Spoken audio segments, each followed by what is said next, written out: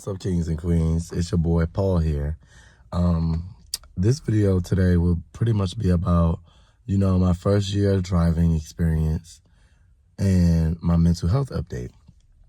Excuse the pimple. This is a whitehead because it's an ingrown now. Well, it was an ingrown now. It's turned into a whitehead. I just got to pop it. Don't know if I will, though, because it seemed like it hurts. Not too bad, though, but I might. Anyways, enough of that. I'm basically just here to, explain a few things about my mental health and then talk about everything I went through with my car in 1 year. So it's been 2 months. Today, November 18th, marks 2 months of me being sober. 2 months of me actually fighting to work on my mental health. The update on that is I think I've been doing pretty damn good. I've been finding out ways how to actually, calm down my short-temperness, I guess, in a way, using methods and coping with myself. It's been a journey. Has it been hard? No, not really, because I've been actually putting the effort into making sure that my mental health stays where I need it to be, and that's at peace. Not letting anything or anybody ruin my peace, It's been quite amazing going on this mental journey, on this mental health journey. I've experienced very negative people, very good people, just the Lord testing me. And these tests becomes trials, and these trials become tribulations, which also turns into testimonies. So I've honestly been saying I've actually been really good. On a scale of 1 through 10, I would say I think I've been doing a quite 7 or 8. I don't know, but to each his own. I wish somebody else was looking from the outside in, or whatever the case may be, from the inside out around me, and actually would be able to agree with me. But I've been actually, holding it up. Even though I'm in this car and it's cold outside, that shit doesn't bother me. I've been quite fucking amazing. I'm not even gonna lie. I've been fine. I'm happy. I'm at peace. I'm slowing down instead of rushing. I'm putting all my worries into the Lord's hands. Just been taking my time, not being worried, not stressing myself out, just being Paul. Because what is a better life with my hands are ashy. What is a better life without? What is life without? What is life with stress? Stress leads to death. It doesn't make you feel any better. It makes you sick. It makes you worried. There's just so much, that comes along with stress. So I've been low-key stress-free, just chilling, doing me, getting here from point A to point B. You gotta start at the finish line and get back there. So, I've been quite good. I'm not gonna lie, I've been quite good. Been amazing. I've been blessed. That is the best word to use. I've been blessed. No matter what I'm going through in this situation right now, I've been completely blessed. I've been totally blessed. I do appreciate everybody that is consistently texting me, worried about me, asking me if I'm okay, asking me if I need anything. I truly appreciate it. You all have been the absolute best support team that I've ever could ask for, because the ones that really do care show me that they care. The ones that don't care, it doesn't matter. Y'all still here. So I appreciate every last one of you guys. I'm grateful for y'all. Not gonna lie. I want to get to my car update. Please ignore that. My car is old, and a lot of people used to talk shit about my car, but it's still running. Although my car is old, it's 16, I think it's 15 to 16 years old, almost 16 years. That doesn't matter though. I want to speak on the difficulties and the struggles I went through buying a used car as is, off of a used car dealership.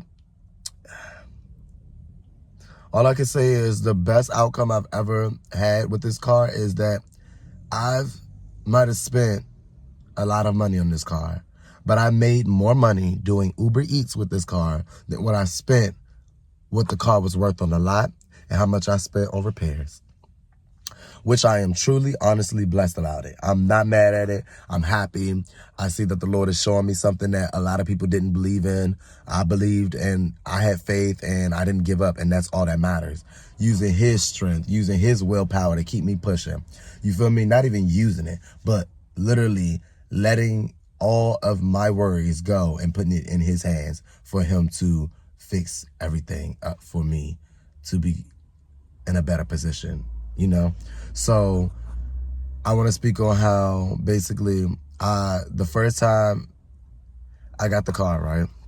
You know, I didn't take it to get no inspection. That was my biggest mistake. I should have took it immediately to get an inspection. But I feel like if I took it to go get an inspection that day after buying the car, I would not have been happy with what was wrong with the car. I wouldn't have been able to drive the car till it started falling apart like Legos, you know? The car has broken down in multiple different ways that it wasn't supposed to. That's how I knew that the Lord was on my side. That's how I knew that the car was meant for me. That's why I put all my trust and my faith and belief in it. The first thing that went wrong with the car was the axle had broke.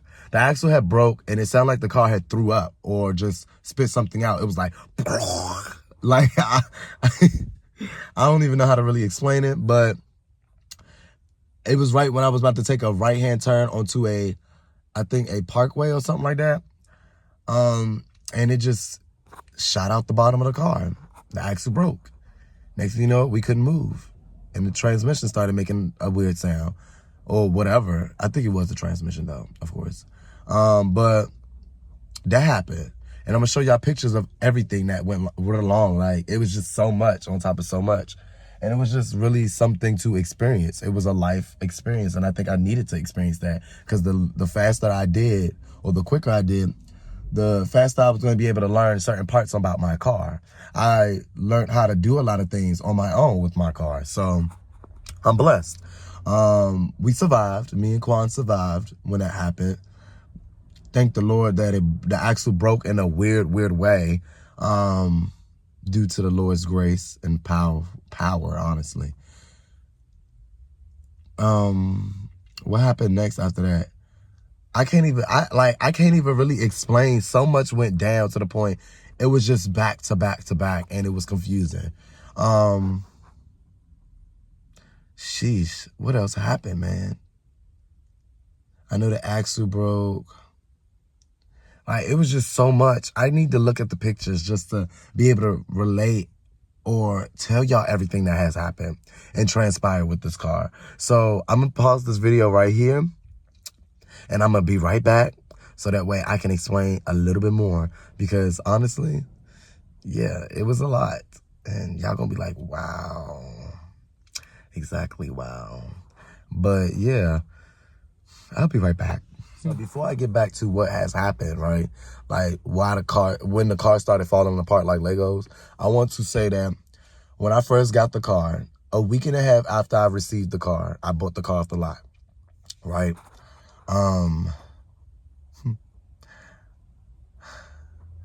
No, let me not say a week and a half. The day that I got the car off the lot, they sold it to me with ball tires.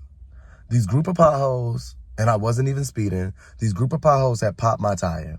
So that was that right there. That was the first thing that happened. The next thing that happened was this was on me. I admit this was on me. I was driving in the rain for the first time, and it was really bad pouring. The headlights was horrible in the car, so the car already needed new headlights. It wasn't bright enough at all. And I'm not talking about light bulbs. I'm talking about the actual fixtures, like the actual lights. So I had hit a parked car a week and a half after buying the car off the lot. And I was doing Uber Eats at night with Quan. And the rain and the visibility was so horrible. Leaves was falling all over the windshield, everything. I hit a parked car. It was so close to the stop sign after turning. I had basically love tapped it. And I'm going to show y'all pictures of that too.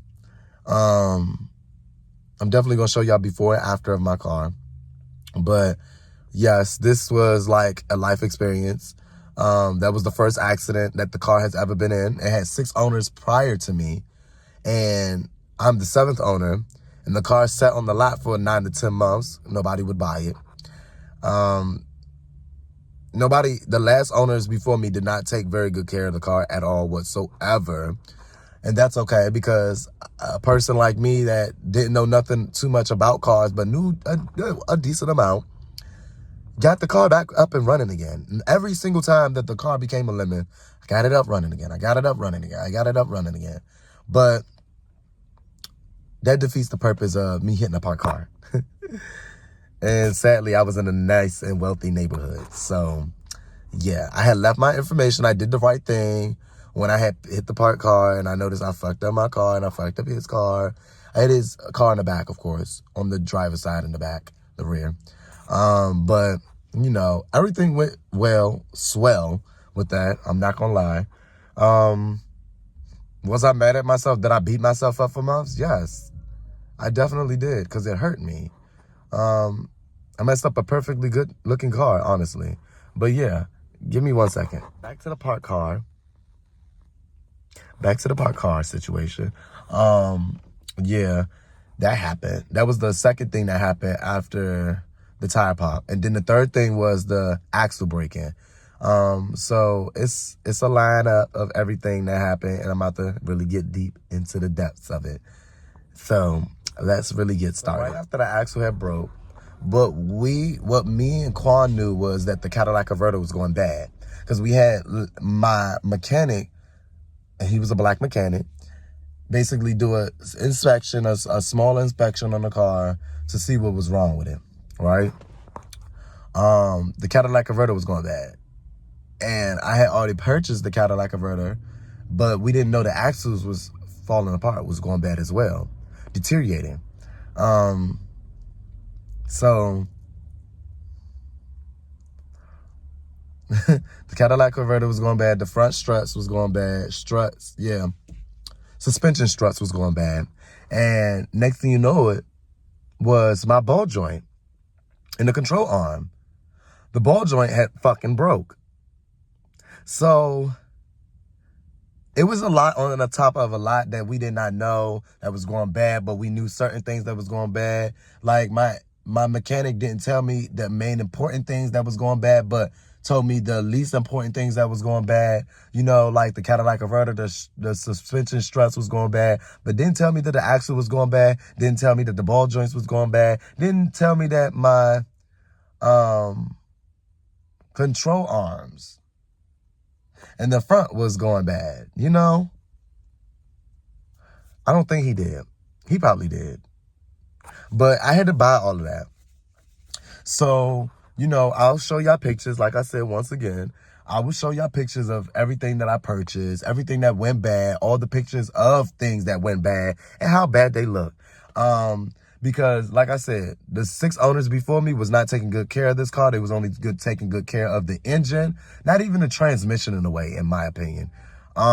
Because right now my transmission, I think gasket pan for the fluid needs to be changed. And I will get that done soon. I'm praying that I'll get that done in time before the transmission really start acting up. It's a decent amount that I still need to get done to the car, but it's so much that I have gotten done. Like my spark plugs have went bad. Serpentine belt went bad.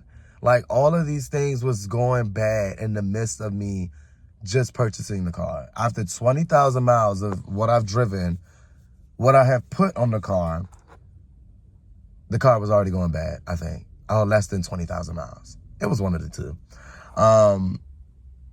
Everybody may sing from this story, may say that, this is a money pit. This is money pit. Why didn't you trade the car in? One, I didn't trade the car in because I had too much faith in the car. That's one. Two, I didn't want to put myself in more debt because I was going to go get another used car, but it was going to be from Enterprise dealership. And it was already going to charge me $3,000 to $4,000 just to put a down payment down just to have more debt on top of the car that I was about to get. And the car that I was about to get from Enterprise was not even no better than this Honda, not even more reliable than this Honda. They were trying to sell me a Nissan Sentra, a 2022 Nissan Sentra, way smaller than the car I'm in, not as comfortable as the car I'm in currently. It was just not in my means, like not in my liking. So right then and there, when the Lord had overpriced me, now I'm not even gonna say the Lord, the humans on this planet has tried to overprice me. The Lord has showed me that you don't need that car. That car is not as reliable as this one. So fix this car up and keep it pushing.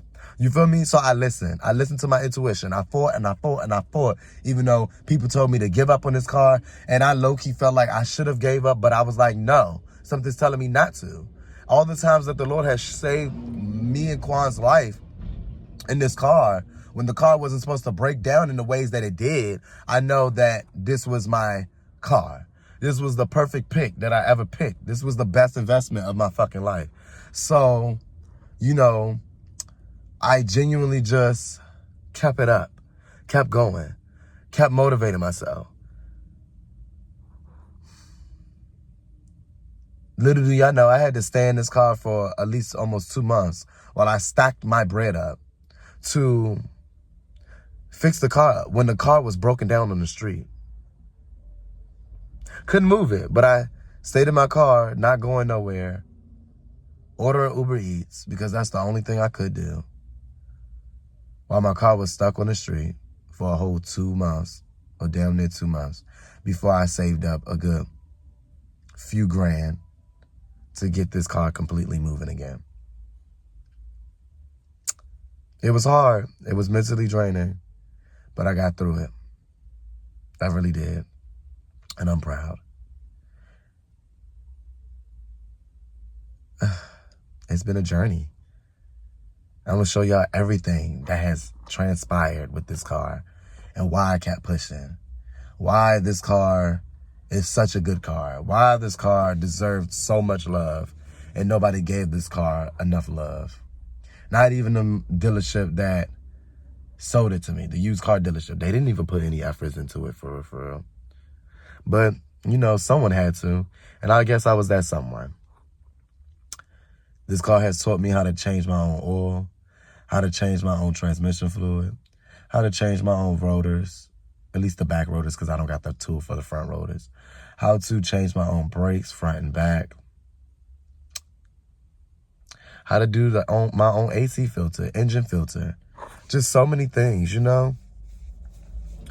Like, it's been a blessing and it's been a journey, and I'm really, really glad. This car has taught me to have a lot of patience because that's something I had lost due to my my ex relationship. Like, literally, the relationship where I got stabbed taught me a lot. And I'm proud. I will forever be proud of myself. I'm going to forever give myself a lot more grace than what I did before. You know, times is hard, and, you know, the best thing to do when times is hard is to keep pushing. Because it's more people out here that is going through way worse than you and can't even get themselves up like you can. So just find that motivation. One thing I always say, if Jesus didn't stop trying to persuade humanity that there is a Lord or God or a higher power, period, why should I stop pushing through all my trials and tribulations so that they become testimonies? The Lord never gave up on us, so why should I stop giving up on myself? That is the thing that motivates me every day. That is the thing that keeps me pushing every day. That is the thing that keeps me happy every day.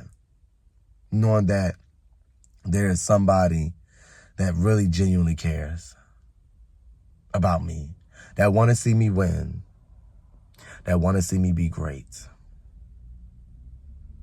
That's why I'm here spreading his word, his name. Not in vain, but in grace.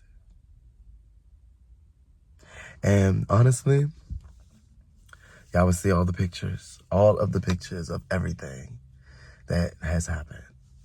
But until next time, you guys, you know, I'll see y'all then. I want to say Merry Christmas, honestly, and Happy New Year. Happy fucking New Year. Make sure 2025 is the best year you all will ever have.